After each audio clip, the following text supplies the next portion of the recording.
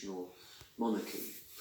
At the same time, I think it would be odd if some of his personality didn't reflect itself in the way that he conducts himself as monarch.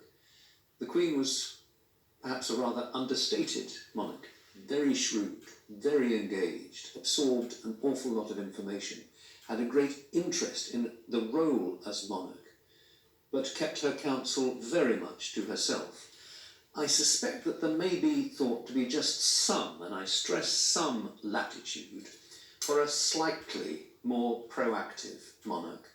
We've talked before of this word, this convening ability of a monarch. And I can't imagine it is inconceivable that Charles will be able to just forget his passionate interest in the environment in particular. And it has been suggested that one might see the Buckingham Palace Conference on the Rainforests under the convening chairmanship of the King. Now that's a very powerful invitation if you receive that. Who's not going to attend such a discussion at Buckingham Palace? But he's shrewd enough and he's seen enough of it over the 73 years of his life and the many years when he's been actively engaged as Prince of Wales to know where the boundary line is. And he did make that comment in that BBC documentary on his 70th birthday when he was directly asked, are you going to be a meddling monarch? Which has often been the fear expressed by some politicians even. And he made it clear, no, he said, I'm not stupid. I do realise that this is a different job with different requirements. And you can, I think, assume that he has reconciled himself in his mind to the different requirements of this role that we see him speeding towards now. Indeed, making quick progress towards the centre of London now. The crowd's still very large outside Buckingham Palace, the flowers being laid, still people continue to arrive there to pay tribute, the flag at half-mast.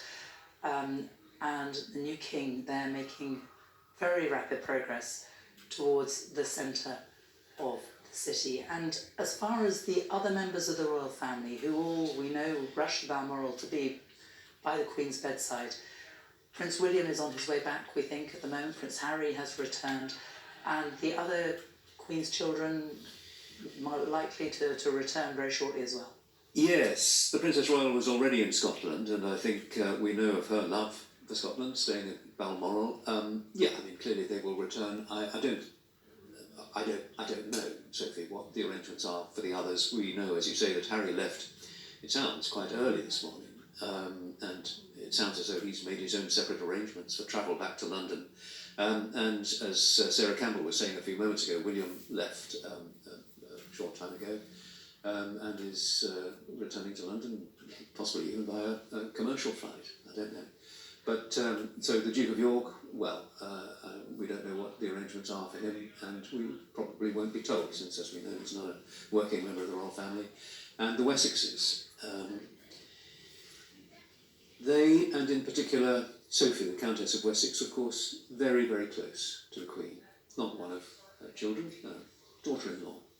But there was a real bond between the Queen and Sophie Wessex. She fitted very completely and successfully into the family. And I think the first, one of the many clues that we had yesterday afternoon was when we were sitting here seeing the photographs of those family members arriving at Balmoral. And I must say, I thought the look on Sophie's face really indicated that, yeah, it indicated what was happening and what their feelings were. So yeah, we assume that she and her husband, the Earl of Wessex, are still at Balmoral. And so different. You spoke earlier about the moment that Elizabeth, then Princess Elizabeth, she went to Kenya, she came back as Queen, and she was so young. There was the shock of the moment. Her father died very suddenly. Charles, King Charles, 73 years old, he has known this moment as coming for a very long time. But there is still that palpable sense of shock in the nation, isn't there? People almost holding their breaths yesterday, and a real sense of disbelief, in a sense, that the Queen has actually gone. Boris Johnson talking about how you felt that she was eternal, that she would live on. It still feels quite unreal, doesn't it, really? This is a moment, of course, that we've thought about, that Charles has thought about, and now it has happened. Now it is reality. The Queen has passed away, the reign is over, and a new reign immediately is beginning. And we will see and hear this afternoon and in coming days the essential sort of building blocks of that reign. Charles will set out. He won't, I'm sure, set out how he intends to reign, because we must assume, and I'm sure he will reign in the same style, the same fundamental style, because that is what the Constitution requires of the monarch. Not to be involved in politics and all the rest of it, but he must lead the nation. He must now adopt that head of the nation role at this time when, as we were saying yesterday, many people will feel unsettled and disorientated, and they will be feeling that personal loss. I was struck by one of the notes that had been left at Balmoral, as Sarah Campbell was telling us, a calming figure throughout my life. Somebody wrote on a card at Balmoral, a calming figure. Well, that calming figure has gone.